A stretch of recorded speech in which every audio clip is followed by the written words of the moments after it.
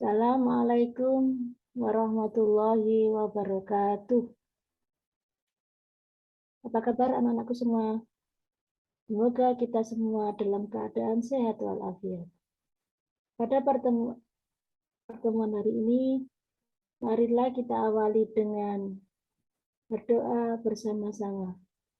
Bismillahirrahmanirrahim. Rabbi zidni ilma warzuqni fahma. Amin ya rabbal alamin. Pada kesempatan hari ini, kita akan belajar tentang meraih kedamaian dengan mujahadah an-nafs, husnudzon, dan ukhuwah. Next.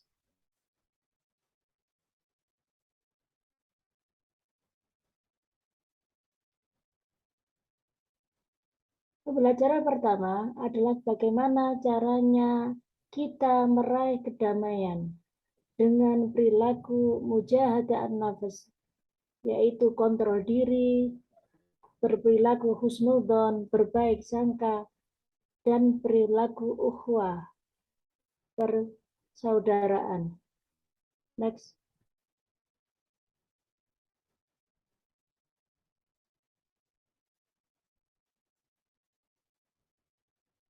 Berdasarkan firman Allah di surah Al-Hujurat, surah ke-49 ayat 12, menerangkan tentang pentingnya berperilaku husnudzon. Kita baca bersama-sama ya anak-anak ya. Bismillahirrahmanirrahim. Ya ayyuhalladzina amanu ijtanibu katsiran minadh-dhanni inna ba'dadh-dhanni ismun wala tajassasu wala yaghtab ba'dukum ba'dha ayuhibbu ahadukum ayyakula lahma akhihi maitan fakarihtumuh wattaqullah innallaha tawwabur rahim. Next. Terjemahan surah Al-Hujurat ayat 12. Ya ayyuhalladzina amanu, hai orang-orang yang beriman, ijtanibu katsiran minadh-dhanni, jauhlah olehmu banyak berprasangka. Inna ba'dadh-dhanni ismun, karena sebagian prasangka itu adalah dosa. Wala tajassasu, dan janganlah mencari-cari keburukan orang lain. Wala yaghtab ba'dukum ba'dha, dan janganlah menggunjing sebagian kamu atas sebagian yang lain atau hibah. Ayuhibbu ahadukum ayyakula lahma akhihi maitan. Adakah seseorang di antara kamu yang suka memakan daging saudaranya sendiri yang sudah mati? Fakarihtumu, tentulah kamu merasa jijik kepadanya. Wattaqullah, dan bertakwalah kepada Allah. Innallaha tawwabur rahim. Sesungguhnya Allah Maha penerima taubat lagi Maha penyayang. Next. Isi kandungan surah Al-Hujurat ayat 12 tentang pentingnya perilaku husnudzon, yaitu berprasangka baik. Orang beriman diperintahkan untuk menjauhi banyak prasangka, yaitu suudzon, prasangka buruk, karena itu merupakan dosa. Sebaliknya, diperintahkan untuk memperbanyak berprasangka baik, yaitu husnudzon. Jika seseorang sudah berprasangka buruk, bisa dipastikan akan melakukan perbuatan buruk berikutnya, yaitu tajassus, dilanjutkan dengan menggunjing atau hibah, membicarakan keburukan orang lain. Orang beriman juga dilarang untuk mencari kekurangan atau celah dan aib orang lain. Tajassus artinya memata-matai atau mengintai. Orang beriman juga dilarang untuk menggunjing, hibah, membicarakan aib, keburukan, dan kejelekan orang lain. Hibah diibaratkan laksana memakan bagai daging saudara sendiri yang sudah mati. perbuatan yang sangat menjijikkan, keji, tidak disukai, sangat dibenci untuk dilakukannya. Orang beriman diperintahkan untuk bertakwa kepada Allah dengan cara menghindarkan diri dari prasangka negatif, menjauhkan dari perbuatan tajassus, ghibah atau menggunjing. Allah Subhanahu wa taala sangat menginginkan dan menerima taubat hambanya yang juga memberi kasih sayangnya kepada hambanya yang berbuat baik, berprasangka baik, melihat kebaikan orang lain dan mengujarkan hal-hal yang positif tentang kebaikan dari orang lain.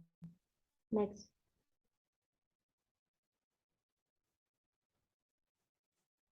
Selanjutnya, Rasulullah menjelaskan apa itu hibah, sebagaimana tercantum dalam hadis berikut ini. Artinya, dari Abu Hurairah radhiyallahu an bahwa sesungguhnya Rasulullah bersabda, "Tahukah kalian apakah hibah itu?" Sahabat menjawab, "Allah dan Rasulnya yang lebih mengetahui." Nabi Shallallahu Alaihi Wasallam berkata, yaitu engkau menyebutkan sesuatu yang tidak disukai oleh saudaramu.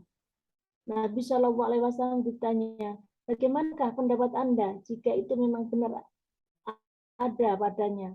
Nabi menjawab, kalau memang sebenarnya begitu, berarti engkau telah menghibahinya. Tetapi jika apa yang kau sebutkan tidak benar, maka berarti engkau telah berdusta atasnya. Hadis riwayat Muslim. Next. Bagaimana caranya kita menerapkan perilaku kontrol diri atau mujahadah an-nafs dan juga berperilaku husnudon untuk meraih kebahagiaan hidup di dunia.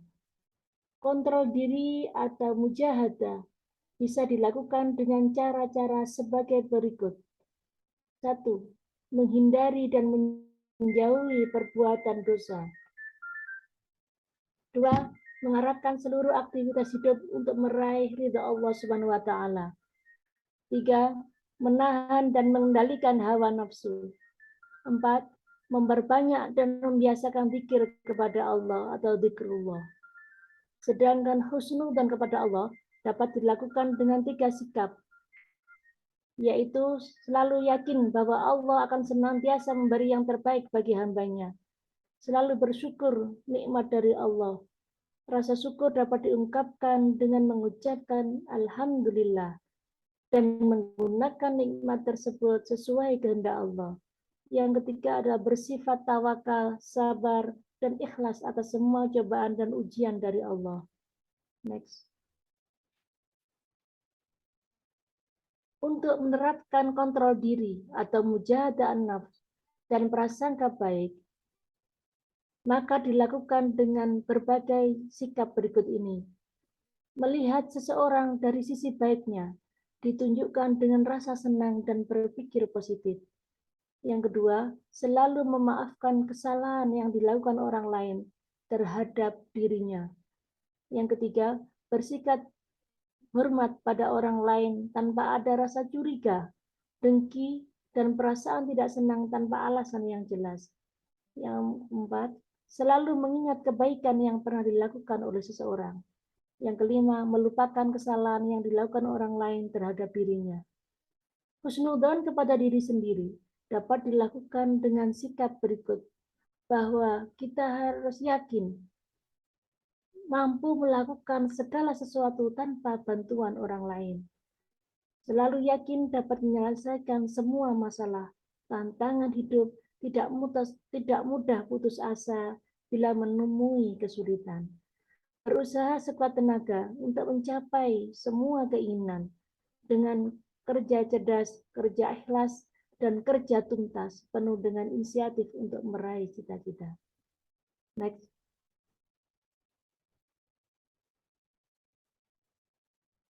Selanjutnya, firman Allah di dalam surah Al-Hujurat, surah ke-49 ayat 10 tentang ukhuwah atau persaudaraan. Bismillahirrahmanirrahim. Innamal mu'minuna ikhwatun fa aslihu baina ahawaykum wattaqullaha la'allakum turhamun. Artinya, sesungguhnya orang beriman adalah bersaudara. Maka damaikanlah antara kedua saudaramu dan bertakwalah kepada Allah agar kamu mendapat rahmat. Next. Sebab asbabun nuzul surah Al-Hujurat ayat 10 tentang persaudaraan yaitu suatu hari Anas radhiyallahu an berkata, dikatakan kepada Nabi, sebaiknya baginda menemui Abdullah bin Ubay. Maka Nabi Shallallahu Alaihi Wasallam menemuinya dengan menunggang keledai. Sedangkan kaum muslimin berangkat bersama beliau dengan berjalan kaki melintasi tanah yang tandus. Ketika Nabi Shallallahu Alaihi Wasallam menemuinya, ia berkata, menjauhlah dariku, demi Allah, bau keledaimu menggangguku. Maka berkatalah seseorang dari kaum Ansor di antara mereka, demi Allah, sungguh keledai Rasulullah lebih baik dari kamu. Maka seseorang dari kaumnya marah demi membela Abdullah bin Ubay, dan ia mencelanya. Sehingga marahlah setiap orang dari masing-masing kelompok. Saat itu kedua kelompok saling memukul dengan pelepah kurma, tangan dan sandal. Kemudian sampai kepada kami bahwa telah turun ayat surah Al-Hujurat ayat 10 yang artinya jika dua kelompok dari kaum muslimin berperang, maka damaikanlah keduanya. Hadis riwayat Bukhari. Next. Isi kandungan surah Al-Hujurat tentang ukhuwah bahwa semua manusia apapun jenisnya, warna kulit, jenis kelaminnya, warna kulitnya, sukunya, ras atau budaya termasuk bahasa dari negara manapun, selama ia beriman, maka mereka adalah saudara, saudara seiman, seagama, saudara sesama manusia, dan saudara sebangsa setanah air. Kewajiban manusia yang beriman adalah mendamaikan, melerai, dan menyelesaikan perselisihan yang terjadi antara kedua belah pihak. Jika mereka bertikai atau bertengkar, orang beriman tidak boleh tinggal diam. Jika terjadi pertikaian antara sesama manusia, haruslah melakukan islah, yaitu upaya perbaikan atau perdamaian. Perintah agar orang yang beriman senantiasa bertakwa kepada Allah dengan cara menjalankan perintahnya dan menjauhi larangannya, yaitu memperlakukan orang lain seperti saudaranya sendiri dan menghindarkan diri dari pertikaian dan permusuhan. Apabila hal itu dilakukan, maka dikaruniai rahmat dari Allah Subhanahu wa taala. Next.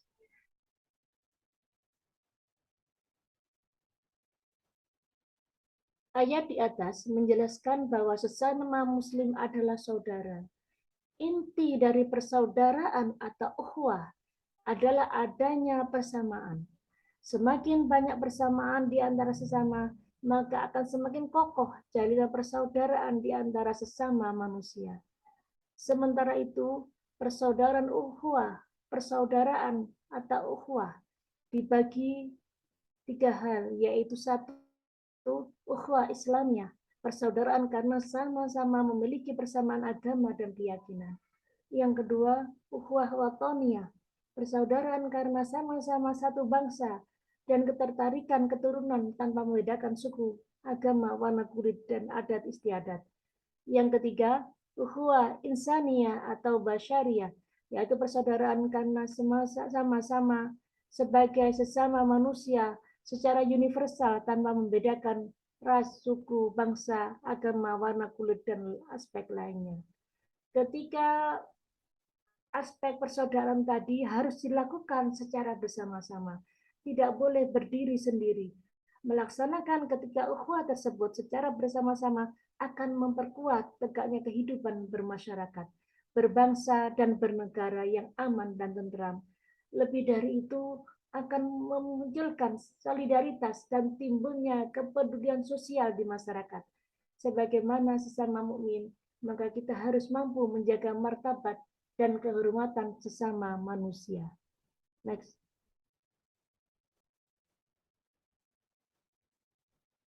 Adanya persaudaraan yang kuat akan menjadikan kehidupan yang harmonis, yang diliputi rasa saling mencintai, menjaga perdamaian dan persatuan. Untuk memperkokoh persaudaraan atau ukhuwah, maka dilakukan hal-hal sebagai berikut. Satu adalah ta'aruf.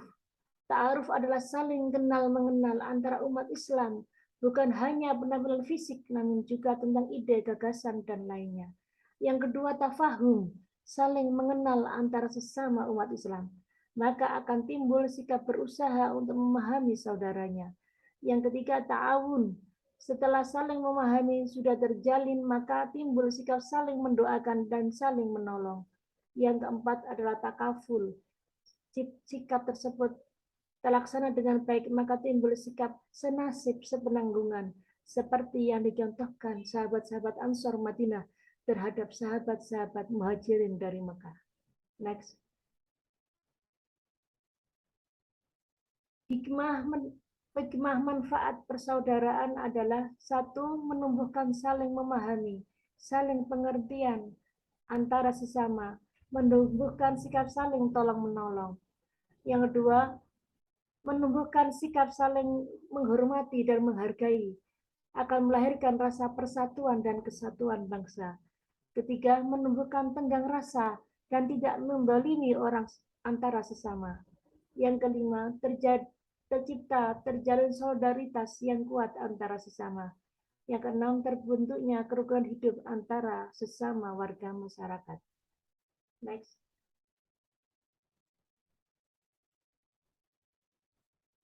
Pengamalan surah Al-Hujurat ayat 10 tentang ukhuwah persaudaraan. Bahwa persaudaraan sesama mukmin akan semakin kokoh dan terjaga dengan melakukan hal-hal sebagai berikut. Satu, menghargai dan menghormati perbedaan pendapat dan pandangan hidup. Kedua, saling membantu apabila ada seseorang muslim sedang mendapatkan kesulitan. Yang ketiga, mencintai sesama muslim hanya karena Allah Subhanahu wa taala. Yang keempat, memperlakukan saudaranya dengan baik, seperti memperlakukan dirinya. Next.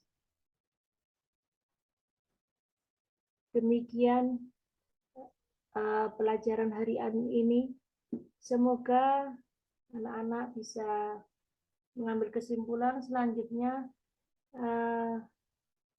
disiapkan untuk membentuk kelompok. Kita bagi kelompoknya menjadi 3 kelompok. Satu membahas tentang mujahadah nafsi, yang kedua tentang husnudon, dan ketiga tentang ukhuwah. Setelah berdiskusi, nanti kalian akan berpresentasi pada pertemuan mendatang. Cukup sekian, semoga bermanfaat. Assalamualaikum warahmatullahi wabarakatuh.